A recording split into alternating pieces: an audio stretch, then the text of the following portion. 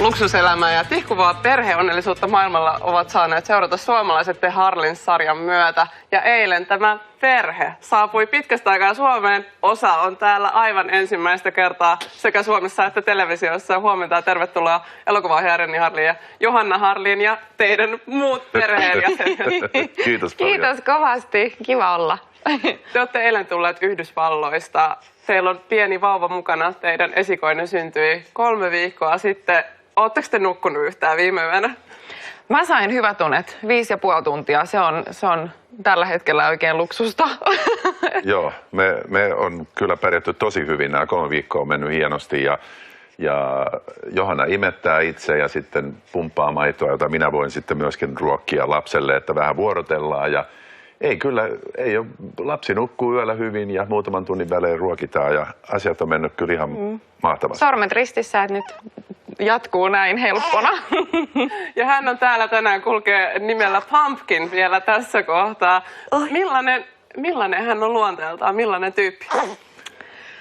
Kiltti. Kiltti, hän on vähän niin kuin Johanna, eli erittäin voimakas tahtoinen. Määrätietoinen. Määrätietoinen, joo. Ja kiltti, suloinen ja hellä. Onko tämä vauva-arki ollut sellaista, mitä te kuvittelette etukäteen? Teillä on kuitenkin, Rennyllä on kokemusta jo, mutta Johanna, tämä on sun ensimmäinen lapsi. Kiireistä ehdottomasti, ja mä sanoisin, että ei ehkä voi ihan kuvitella niin kuin aikaisemmin, ennen kuin oikeasti sen itse kokee. Et multitasking on sellainen juttu, mitä pitää kyllä koko ajan tehdä. Joo, ja se ei se ole pelkästään sitä vaippojen vaihtoa ja ruokintaa, että vauvan kanssa on niin kiva seurustella. Meillä tulee sitä ikävää, kun se on nukkumassa. Niin. Että jo odotetaan, että se herää, että päästään sen kanssa. Kyllä, ja kädet on niin kuin kiinni koko ajan. Et ei pysty ehkä välttämättä niin nopeasti vastailemaan sähköposteihin ja tehdä muita asioita samalla, tehdä ruokaa tai muuta. Mutta se on ollut ihanaa ja me nautitaan siitä kyllä tosi paljon. Munkin täytyy niin kuin itseni pakottaa tekemään töitä, koska olisi paljon hauskempaa olla vauvan kanssa. No vähän tarkemmin tästä teidän työnjaosta. Miten teillä jaottuu? Kumpi vaihtaa enemmän vaippoja? Reni on kyllä tosi hyvä myös siinä, mutta kyllä mä ehkä enemmän, just näiden töiden takia. Että Reni on ollut niin kiireinen nyt tämän seuraavan projektin takia, mutta sä hoidat koiraa täysin. Joo, mä hoidan koiraa, mutta että siinä ei ole paljon hoitamista. Mutta tosiaan, mulla on 5 elokuvaa tekeillä tällä hetkellä yhtä aikaa, niin Johanna on kyllä ihana siitä, että hän antaa mulle mahdollisuuden tehdä tätä meidän hommaa niin, että tämä meidän sirkus pyörii ja sitten minä tietenkin autan kaikessa niin paljon kuin ikinä pystyn. No millaista se on ollut nyt tulla isäksi uudestaan tässä iässä? No mä oon kyllä elävä esimerkki siitä, että unelmat toteutuu ihmisellä. Että tästä mä oon unelmoinut, että mä voisin tavata ihmisen, joka rakastaa mua niin paljon ja jota mä rakastan niin paljon, että me halutaan itse yhdessä luoda uusi alku. Ja tämä unelma on toteutunut Johannan kanssa ja mä sanoisin, että mä elän onnellisinta aikaa mun koko elämässä juuri nyt. Ja mä tiedän, että ihan rehellisesti mä uskon, että mä oon parempi ihminen kuin mä oon ollut koskaan elämässäni. Ja tää vaikuttaa muhun miehenä ja aviomiehenä ja isänä ja myöskin taiteilijana. Mä uskon, että mun parhaat työt on vasta edessä tämän takia. Niin kuin mainitsit, niin monta elokuvaprojektia on tässä tekeillä ja paljon on myös taustalla plakkarissa, niin mitä sulla on vielä tekemättä? Mitä on sellaista, mitä pitäisi vielä päästä tekemään? Ootko tehnyt jo kaiken?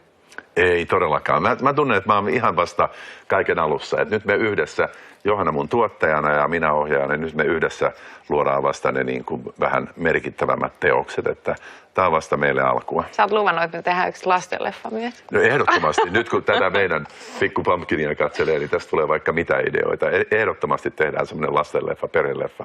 Mahtavia suunnitelmia. Mutta elokuvista me ei tietenkään voida tänään puhua ilman, että me muistellaan eilen menehtynyttä viihdetaiteilija Vesa-Matti Loiria, jonka sinä, Renny, tunsit hyvin henkilökohtaisesti. Niin millaisena ihmisenä muistelet Veskua?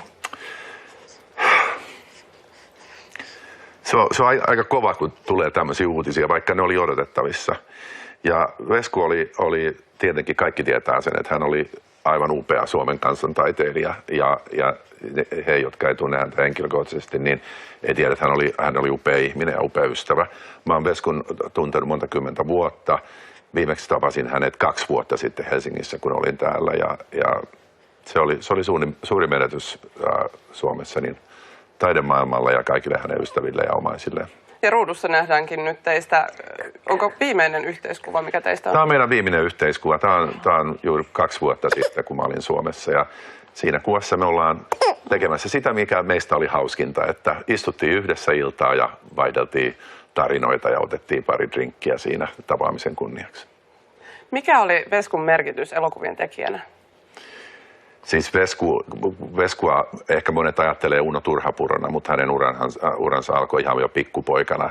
Pojat-elokuva oli elokuva, jonka mä näin pikkupoikana ja se teki muun aivan valtava vaikutuksia. Ja se oli niin kuin hänen lähtölaukaus sitten taiteilijana ja näyttelijänä ja sitten myöhemmin muusikkona ja esiintyjänä ja näin poispäin. Ja hän on kattanut vuosikymmeniä suomalaista elokuvahistoriaa. Hänen merkitys taiteilijana, näyttelijänä, draamanäyttelijänä, koomikkona oli lähtemätön koko Suomen elokuvateollisuuden historiassa. Ja minäkin, täytyy sanoa, että minäkin olin mukana itse yhdessä hänen Uno Turhapuro-elokuvistaan.